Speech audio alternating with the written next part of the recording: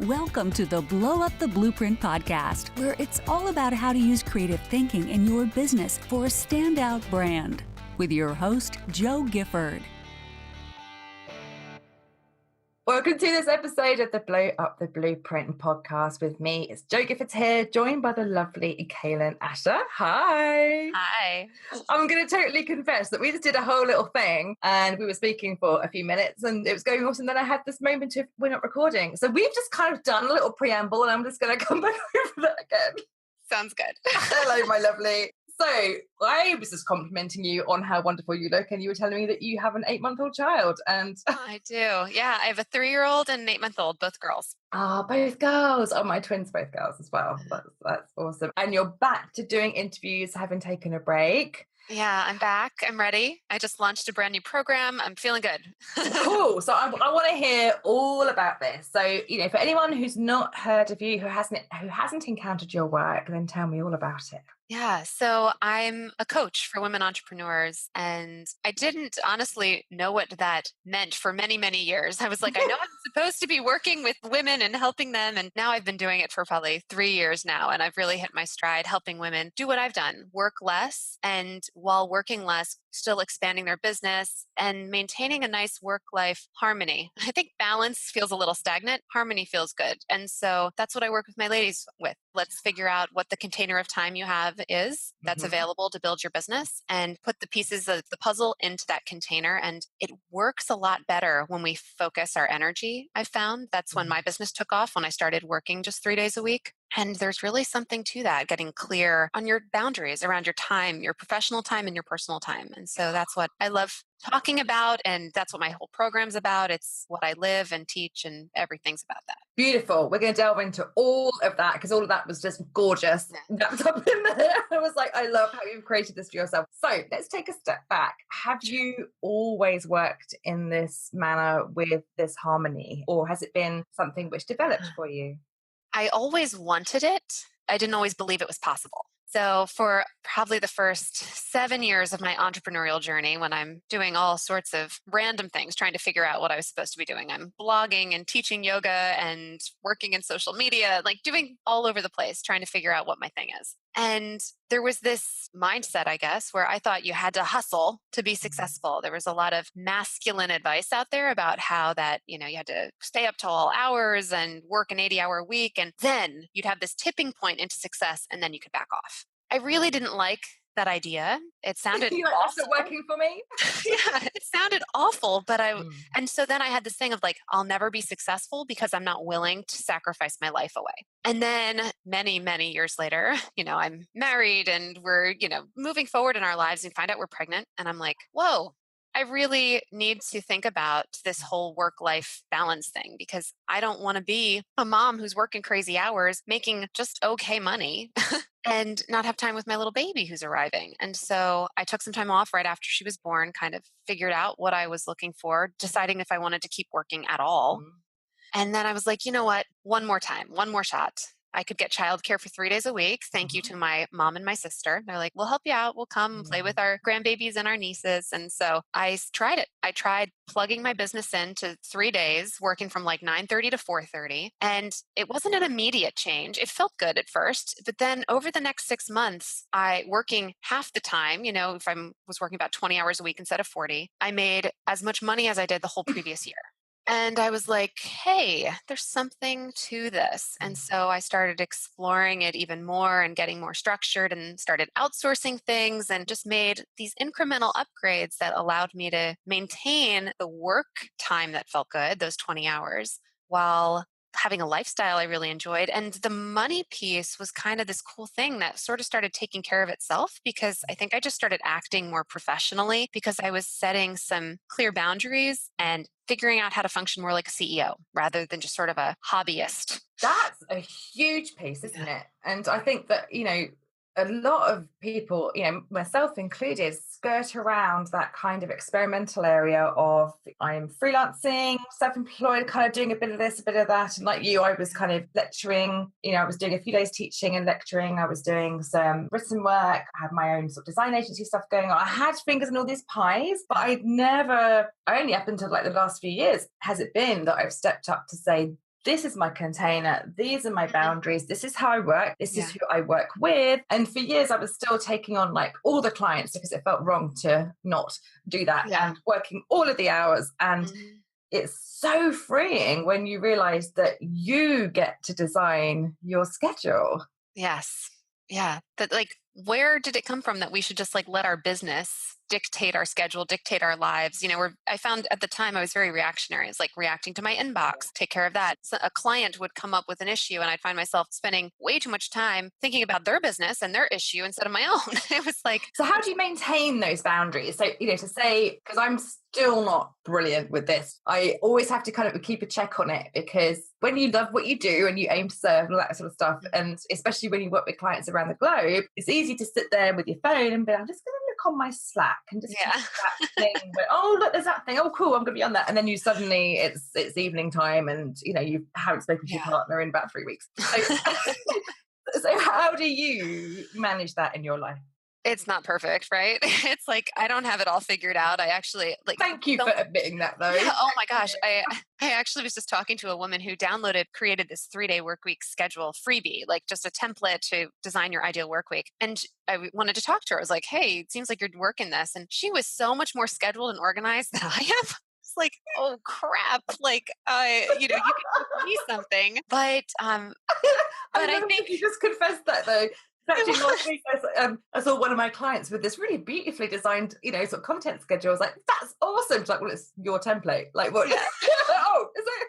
Yeah. And I think the thing is for me now, like I've been living it for so long that I just kind of find my rhythm with it. And there's some days where I do work too long. I push myself too hard and I can find the energy dipping in the afternoon. And I'm like, okay, I get it. Like I shouldn't be working right now. I'm not putting out my best stuff. And then, you know, right now I'm in the middle of a launch and I'm tired, right? Launches, there's so much buildup before you even open the doors that by the time the doors open, you're like, is it done yet? I finished now. I don't want to talk about it anymore, let alone. Yeah. I love that though, because I just wrote a piece today on Medium about the kind of internet marketing, you know, the lifestyle stuff where people aren't keeping it real, where there's, you know, we gloss over the days where it's not so, it's like, I only work 2 hours a month, you know, from my week. And I'm like, okay, cool. But, you know, has it always been the case? Is it always really sorted? Or have you got your system? You know, is it like that?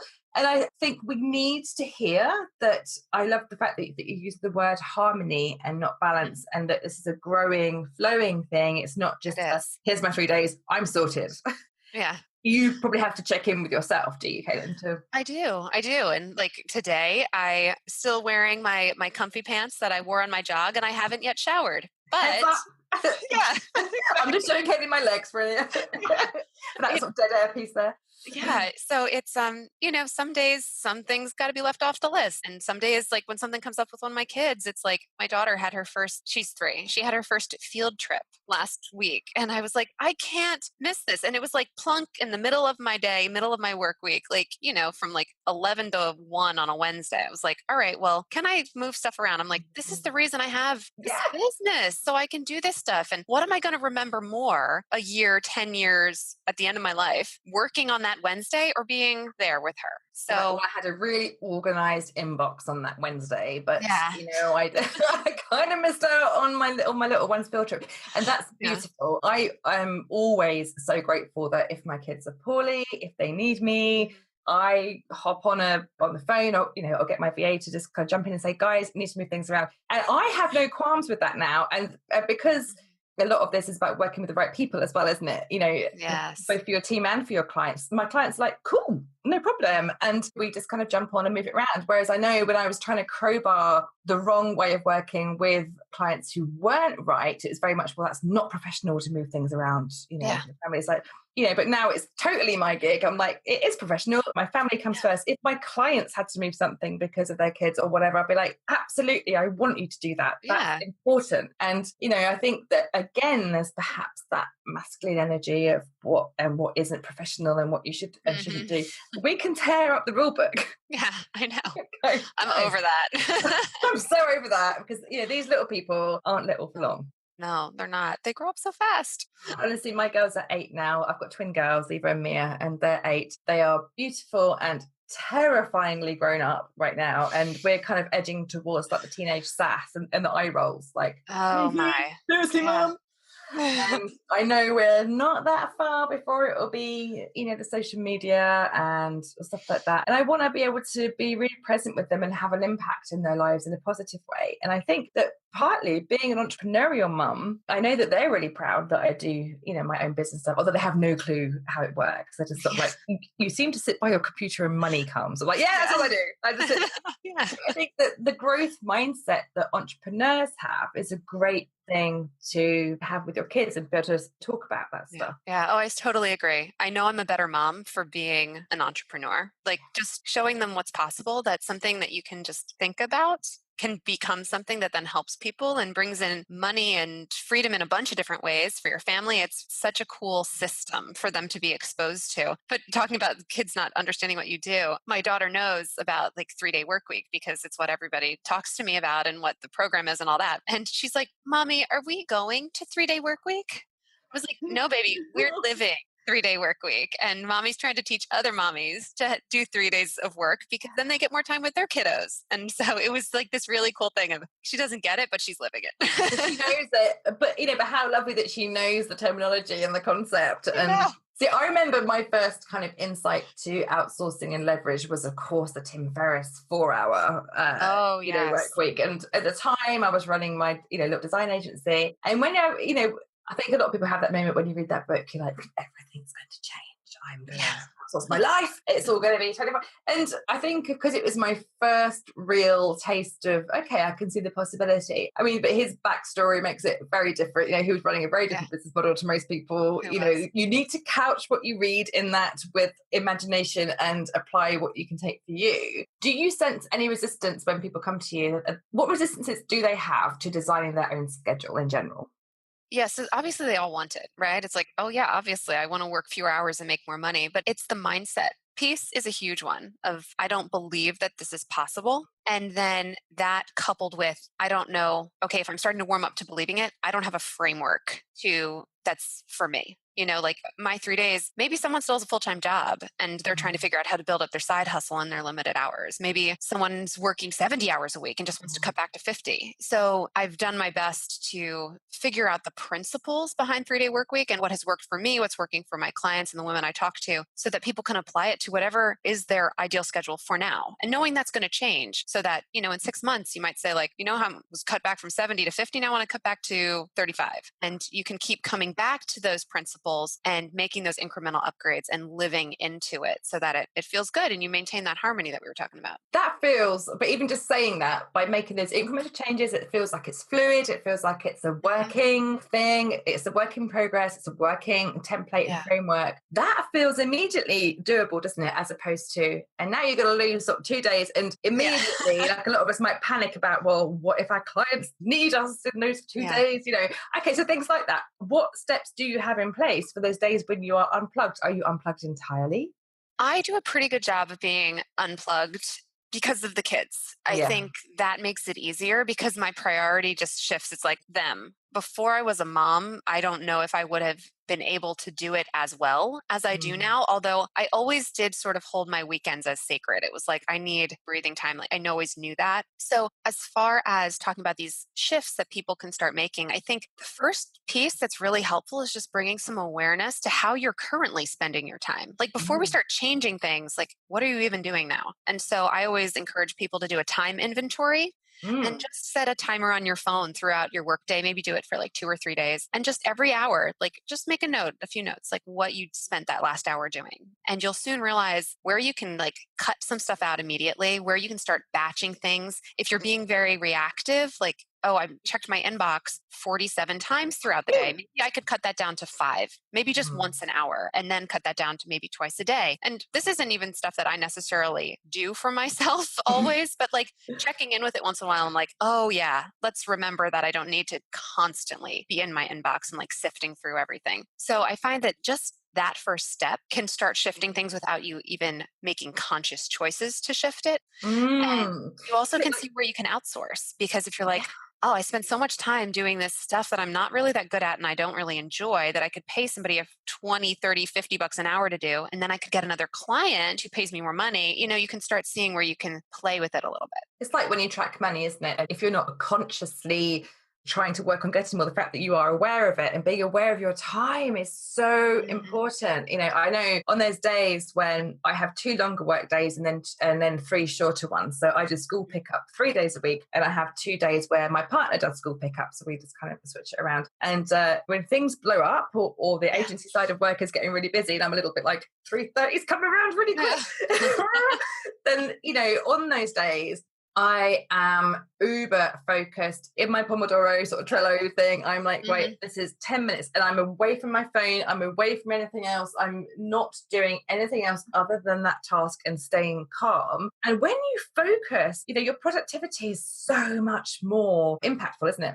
Yeah, it really is. There was actually a morning a few weeks ago where I literally had like a half hour of time before I needed to go do something. And this was probably on like a Monday where I wasn't normally working, but I had like 10 things I wanted to get done. I was like, this is never going to happen. And then I got it all done in like 22 minutes. I was like, oh, what just happened? It was one of those time magic moments where I was like, aha, this is how we do it. You give yourself that container and you the thing is you expand. Like, I felt this, and I love this analogy, like you move into a bigger house or a bigger apartment, and suddenly the stuff that you had in the place that was half the size, it expanded into all this more stuff everywhere. And we do the same thing with our time. When we have this vacuous work week, we just fill it up. And if we start shaving it down in ways that feel good and appropriate and then give us back life on the other side of it, we get all the same stuff done. And the stuff we don't get done never needed to get done anyway. It was probably stuff you felt like you should be doing. The shoulds, and also setting those expectations with clients and other people, because if we're entrepreneurs who are real sort of people pleasers, a big lesson for me was that actually the client doesn't expect me to email straight back. The client is fine if I email back like an hour or 2 or maybe even half a day. And actually when I first had my twins, this is 8 years ago now, and I was running my design agency, so I had young twins, my chronic fatigue and endometriosis at the time, so 2 massive health issues were still flaring, as they would when you've got young twins as well. Yeah. So I had a few things going on, and I was like, I'm running this business, had the kids. It compelled me to find ways to work smarter, which I still use today. So I hook up all these workflows to let tech do the heavy lifting, whether it's hooking up things that, that when I finish a Facebook Live, the transcript arrives in Trello, or whether it's automating certain processes in my email so that they can always know who to go to and these are the steps and follow this to eliminate myself. And I remember sorting those things out so that when I was sort of pushing the pram to baby groups or whatever, knowing that was taken care of, knowing my clients were being served and that my team was serving them. And now that I'm doing content agency stuff, so my team is there doing it, I have to trust that I've brought on the best people who, my production manager is in there sorting out the content for clients, my VA is in there sorting it, my clients know when they're talking to me, and I need to let go and be the CEO. And sometimes CEO means being on your bike and going to different cafes to get a head break and perspective because you work better. So true. Yeah, the breathing room is so essential. And I don't know where we got this idea that the best way to function in our businesses is to just like work all the time, all the hours, doing all the things, because nobody does that. Like nobody can do that. Like any amazingly successful, high productive person that's super efficient in their business and super successful is doing all the things all the time, all the hours. They just aren't. No, you can't. It's not sustainable. If you're going through like a heavy growth period or a launch like you are, and I know there's certain times where I don't mind picking up some hours on the weekend because I'm like, right, we're in expansion. This is fine. I'm going to do this and this, set up the processes, hand them off. I can see the light there, but I'm not going to be in on this forever doing, on weekends. And whenever it's busy, or in fact, just anyway, to show up in your business, you need to eat right and go to bed on time and all the usual, which is like self-care that enables you to be that entrepreneur in those concentrated days or hours even that you are working on it. If you're doing your side hustle and you're wondering how to build it, you need to do your self-care. You need to make sure you've slept. You need to make sure you're eating some good whole foods. You need to make sure that you are finding those breathing spaces, because you can't hamster wheel yourself to success, can you? No. Where does that come from? That's such an expectation, isn't it? It's almost like an inherited concept. Yeah, I think for women, a lot of it comes down to like the guilt. It's like, oh, if I want this to be successful and maybe I'm relying on a partner or, savings or something, that then I should be doing everything I possibly can to make this work. And that means working all the time. And really that just leads to burnout, loss of passion, less ideas, less creativity, and you wanting to stop doing your business because it's not sustainable. And if you build yourself up to a certain point where the only way to make that money you're making is to work a crazy amount of hours, that is a really tough place to then recalibrate and embrace this idea of working less, but then still expanding because you're at a point where you're at a breaking point. You're at capacity. Have you read the book Play It Away by Daniel? I've forgotten his last name now, but I'm going to pop it in the show notes. No, I don't think I have. He's lovely. So he was on Tim Ferriss's team. It sounds like I'm Tim Ferriss, bashing today. I'm so not, a lot of his stuff is awesome, right? He's a really interesting guy. So this guy was on Tim Ferriss's team and was behind the scenes of one of his big events. And in that kind of culture, he talks about how it was quite the norm to have these extra, sort of chemical help. They were staying up all the time, like, sort of body hacking his way to be able to stay present and do sort of days at a time to stay awake. And he hit burnout so hugely. He was in a massive pit of depression and breakdown for ages. And oh my gosh, is now really vocal about it. And I think it's great to hear a guy talk about it as well. Because I know that in our female entrepreneur circles, I'm really honest about burnout. I'm really honest about when things aren't right. And to hear a guy say, do you know what? I hit rock bottom. I never thought I was going to come back up. I burnt myself. My adrenals were fried. I couldn't think properly. And he's now built play as being a major part of his day. So if someone says, oh, let's have a meeting, it's like, well, let's grab a coffee and walk or play catch in the park and do it that way. And I think oftentimes people don't believe it's possible until they've hit that really painful burnout place where you can't function anymore. And you might feel it starting on the edges where you are struggling, you're not sleeping, your body's not working right, and you can't work out what's going on. And it's just not worth it, is it? Oh, it's so not worth it. And I love you mentioned that concept of play, because I think a lot of people don't realize how important that is. And play is not my default nature. Like I tend to be like, okay, let's make a plan and hence like my whole business is built around like a 3-day schedule. But I find it really interesting that most of the time, my new and best ideas come to me while I'm in a yoga class, going for a walk, in the shower, spending time with my kids, talking to my husband over a glass of wine on the porch. Those are when the good ideas come, not when I'm like hammering it out my computer, like I must make this work. We need that to give ourselves a break because that's when the ideas wedge themselves in the cracks. That is where the creative thinking occurs. And we talk about this a lot on this podcast, that you need to build in those downtimes on a daily basis. And actually kids know about flow and play more than anyone, don't they? Oh, when I play with mine, whether we're playing dress up or, which at the drop of a hat I'll do, there. Yeah.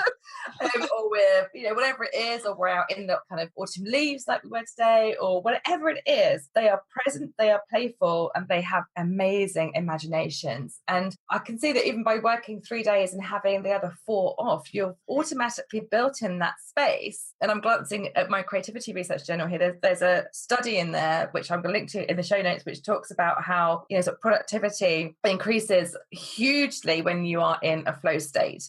So by being able to link that as an important part of your business DNA, it's important to go and play. It's important to get out from behind your computer, because this is not where the magic happens. The magic happens away from the screen, because there's like a million screens everywhere, isn't there? Yeah, they're all over. Away from all the screens. That's not where it happens. Sure, let's jump on. Let's connect with people.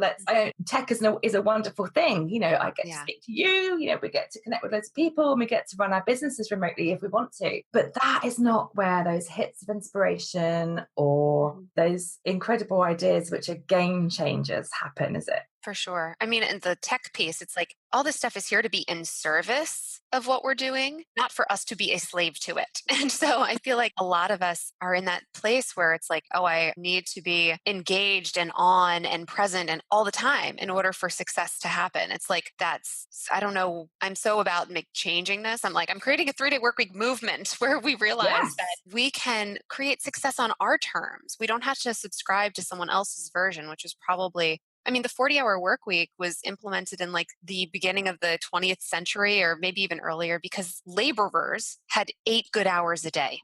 So it's like, well, let's stay with that model, not question it.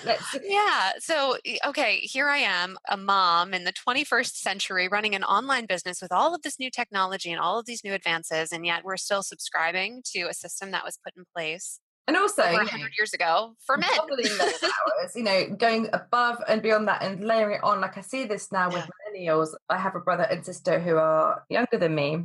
These guys work like 6 days a week because there's a corporate culture, there's an expectation to work that hard. And they're working like from 7 in the morning until 8 at night, 6 days a week. And it's like, guys, you don't have to do that. Like that's not, it's not sustainable. And they're kind of like in their 20s. So it's sustainable for now. But at some point there'll be a breaking point, sadly, with lots of these, whether you're in corporate or, whatever it is you're doing, you can't work like that, sustain, and sustain any output of any meaning. And there's an expectation sometimes in these cultures that validates you.